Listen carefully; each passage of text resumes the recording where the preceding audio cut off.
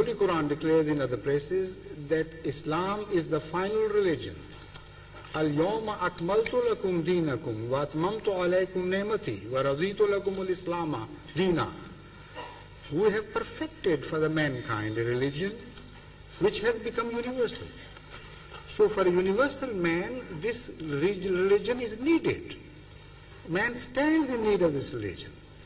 But if he has not heard of it, not at least convincingly, if he still sticks to his own beliefs in all honesty and sincerity, then the message is he should not be afraid of a God who is just and kind. Thank you very much. Second question is an anonymous one. It says, you quote that the Quran states that women are equal to men in all regards. But as far as the vast majority of the Muslim world is concerned, women are definitely not credited as such. Obviously the teachings of Islam, although pure in statement, are not interpreted as such by mankind. What are your views on this, since this is not an issue which is readily accepted by many Muslim men? This is again a very important question. Thank you for the selection for me. You see, what I did say was not that they're equal. What I did say that they had equal rights in proportion to the rights of men upon them. This is exactly the statement of the Holy Quran. But at the same time, if you read the verse on, you will find that the Holy Quran declares, despite the fact that men have an advantage over women in some ways, for instance, this is mentioned in other places, that they are made stronger and more powerful. So as such, differences there are. And then they have the advantage of not being responsible for reproduction, in the sense that they do not have to carry human babies for 9 months in their bellies and to look after them.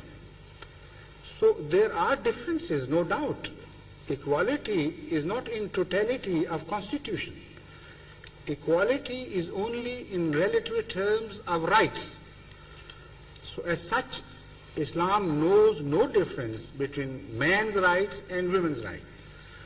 But they would be, of course, related to their constitutions as well. God knows how He has created mankind. So wherever you will discover any difference in teachings, you will always find, without fail, without exception, that those differences are directly related to the constitutional differences, not otherwise. Now, if the world of Islam is not acting upon it, already I have explained this situation in respect of all religions of the world. Where are the countries where the religions of those countries are practiced in all honesty and sincerity and good understanding? Religion is flying on a higher level, which is raving and making noises. But it has not been connected through gear with the wheels of human actions. So a raving engine can only tell upon your nerves, but cannot help you move along. This, unfortunately, is the situation of religion everywhere in the world. Thank you very much. And the third question from the Reverend D.L. James: how is personal sin dealt with in Islam? If God is all merciful and forgiving, why not sin that God may be more merciful? Where is the line drawn between those who go to paradise and those who go to hell? Why not, from the... Why not sin that God may be more merciful? I think this is... I see, I understand, now I understand, yes. Possible Christian point of view, I why think, not sin with a will to test the mercy of God? That seems to be the connotation. Is that right? Well, I think that Christ, if I remember rightly, says in one of the Gospels that to her that has sinned much, much has been forgiven. And so it's as though should one sin more in order to benefit more from the forgiveness of God. If it refers to that, then I'm afraid it is misunderstood. Or an instruction of Jesus Christ, peace be upon him. You see, sin and forgiveness have a relationship between man and God very similar to the relationship between man and man. In daily experiences, you find your children sin to you, against the discipline of the house. In what sense? In the sense that you know better than they do, you understand that ultimately it is wrong for them. And yet, they are not always forgiven. Sometimes they are punished in the course of sin automatically, as a direct result of the sin itself. For instance, if a child mistakenly, attracted by the glamour of the fire, puts his hand into the fire, before the mother can prevent him, his hand would be burnt, to some degree at least. Now that is sin, and that is punishment, which sometimes is directly and immediately related to sin. Look at the history of permissiveness in some advanced societies of the world. Every time a wave of permissiveness captured the imagination of society, there always was a follow-up by way of natural punishment. Long ago it was gonorrhea, then came syphilis, then came herpes related to sex, then there is AIDS. Now, how can you say that God is not forgiving? Because he has produced a system of cause and effect.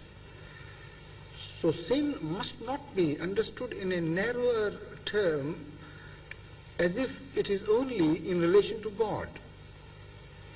Sin is misbehavior of all types in any situation, and sometimes it is punished and sometimes it is not immediately and directly punished. It depends on the detection. And sometimes it is forgiven because forgiveness promotes reformation.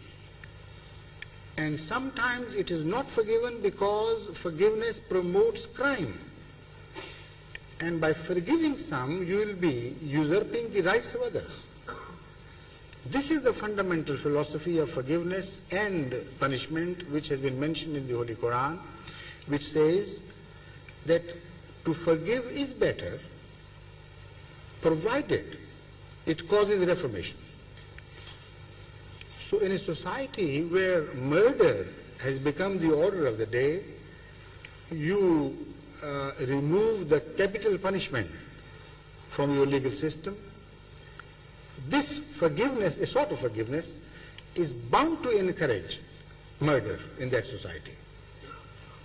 I have been studying the past, the data of crime in the European countries, and I discovered, and you will also share my opinion because I am talking of facts, that the more the governments grew lenient to certain crimes, more they flourished. So the Holy Quran says, وَمَنْ أَفَا وَأَصْلَحَ فَأَجْرُهُ عَلَى اللَّهِ. Only the reward of those is with God who forgive on the condition that their forgiveness promotes reformation and not crime. Because also in your homes, if a child, suppose, is disposed towards hurting others, your own children, would you go on forgiving such a child? limitless.